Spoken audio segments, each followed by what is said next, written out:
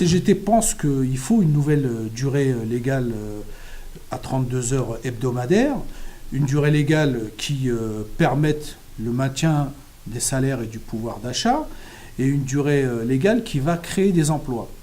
Aucune autre mesure que la réduction du temps de travail négociée, mais avec un cadre légal, c'était le cas par exemple des 35 heures, n'a permis de créer autant d'emplois. Sur la période des 35 heures, nous avons créé par exemple 2 millions d'emplois, ce qui s'est traduit par une réduction du chômage d'environ 350 000 chômeurs de moins. C'est du jamais vu en matière de mesures pour doper en quelque sorte l'emploi. Ça a été aussi la meilleure période en termes de croissance économique.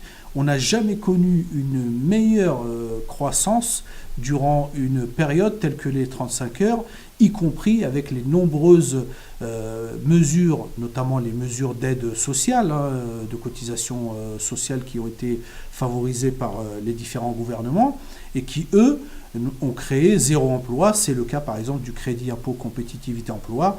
On sait que cette mesure coûte extrêmement cher et que malheureusement elle ne crée aucun emploi, voire elle sert à des entreprises à détruire des emplois et à mieux rémunérer leurs actionnaires, ce qui n'est évidemment pas l'objectif de ce genre de mesure. Réduire le temps de travail pour la CGT, ça poursuit plusieurs objectifs.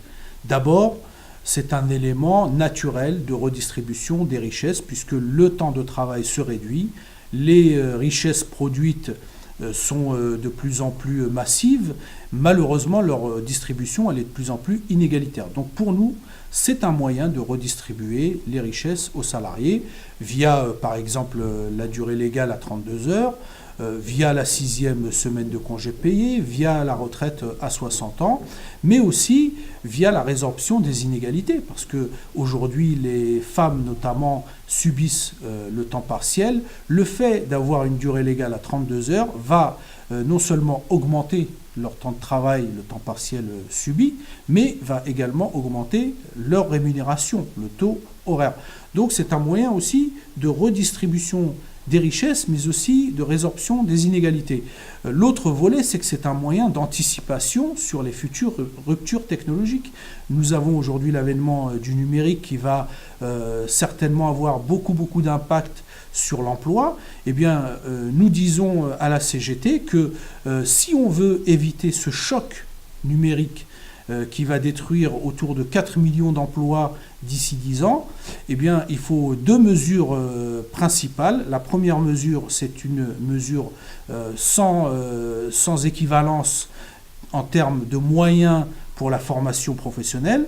La seconde mesure, c'est une nouvelle durée légale de temps de travail à 32 heures pour que on anticipe finalement ce choc en termes de destruction d'emplois, qu'on répartisse mieux le temps de travail et finalement qu'on redistribue les richesses qui seront produites et qui sont produites un peu mieux qu'elles ne le sont actuellement, puisqu'elles le sont majoritairement en faveur des actionnaires et pas assez en faveur des salariés.